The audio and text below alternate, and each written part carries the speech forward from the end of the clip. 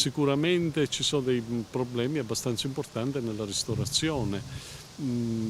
Credo che, ma questo è parere di tanti ristoratori, sarà molto difficile applicare determinati distanziamenti. Mi sembra che la proposta fatta da Zaia sia molto più concreta, cioè calcolare i famosi 4 metri da centro tavola a centro tavola, per cui a quel punto, insomma, in qualche modo si può riuscire. Distanze di sicurezza, igienizzazione dei locali, molte incertezze anche per i negozi di abbigliamento che dovranno sanificare gli indumenti, procedure non così scontate. Che si potrebbero lasciare per alcune ore e poi sanificarli, però c'è bisogno di, cioè non è che il numero dei capi è infinito in un negozio, per cui la necessità è quella di utilizzarli abbastanza, per cui vuol dire prenderli, sanificarli con tutti gli strumenti che ci sono per la sanificazione. Il rischio è soprattutto per le piccole botteghe del centro storico che non hanno spazi all'interno per mantenere le distanze di sicurezza e che quindi potrebbero proprio non riaprire. C'è un problema grave. Il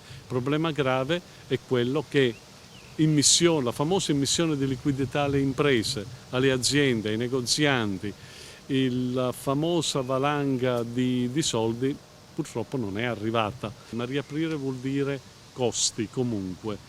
I negozi sono stati chiusi più di 2 mesi, quasi 3 mesi, hanno accumulato costi, hanno accumulato problematiche, ora c'è bisogno invece di soldi.